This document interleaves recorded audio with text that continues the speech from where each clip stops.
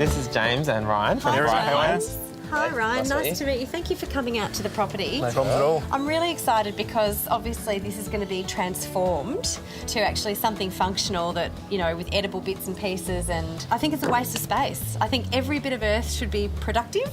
Can you talk me through this? We're looking at doing a culinary garden at the front. Yeah, we can grow different types of thyme. We can grow pizza thyme, which is good for Pizza time. savoury dishes. Lemon thyme, which is fantastic Love for fish. And just your normal thyme for other sort of dishes. And you can suit it towards being able to alternate plantings throughout the year, which is a way a functional garden would want to be.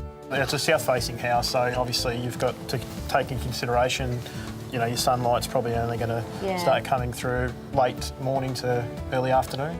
A lot of the herbs that are going to be put in are actually fairly shade tolerant. Okay. Even with, you know, not enough sunlight coming through in the mornings, there's still going to be enough afternoon sun to kickstart some of these herbs. Okay. Well, at Bright Plants, we grow a range of citrus plants. I would suggest, some dwarf citrus.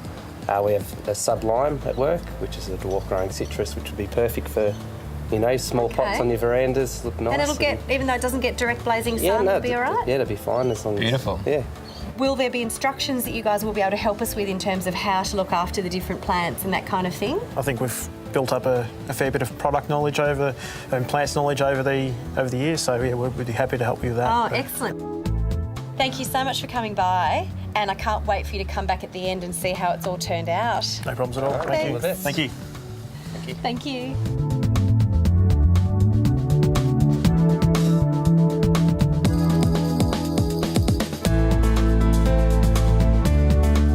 What do you think? Oh, this looks fantastic. Yeah, it looks awesome.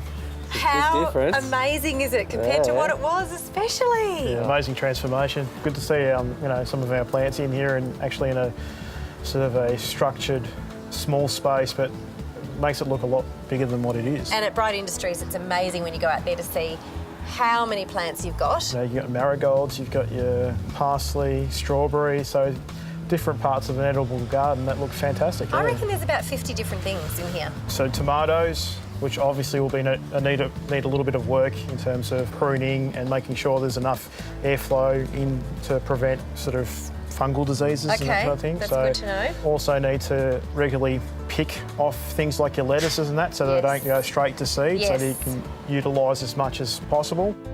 But even things like your marigolds as well, they attract your pollinators. So that's fantastic, especially for things like your apple trees, which will need pollination in the future. For example, your lemon trees, which work well with a lot of other herbs. You've got bay trees that complement a lot. And so there's... And the lavender even, doesn't it? Yeah, so lavender's a really good attractor of bee pollinators. Yeah. Espaliers here. Yeah, I like your espaliers. I'm a massive fan of them. I think they're a great use of like a small space, cover up a wall, and you can pick the fruit off them nice and easy. So yeah, because that gets quite a bit of blasting sun in the morning. Yeah, perfect. One project that I'm working on at the moment is using recycled bits of Rio to train apple espaliers, similar to what you've got there. Yeah, right. But not necessarily in the serpent? No, you can do them in, all different shapes. Shapes and sizes. What's your favourite part, James? Oh, I think the way that not only the colour contrast between the marigolds and also the other vegetables and herbs that we've got in the garden, but also the visual illusion that we've got with the hoops. It creates the foreground and a background, which makes the space look a lot bigger than what it is. So it does. It does look fantastic. It was a clever design element. Quinton's fantastic that you've got a dripper system in there as well to keep the herbs and vegetables well irrigated. Thanks heaps, James. No worries, Nerida. Thank you. No problem. And you know, if things at Bright Industries, if your plants get a little bit sickly, you can come here for some tips.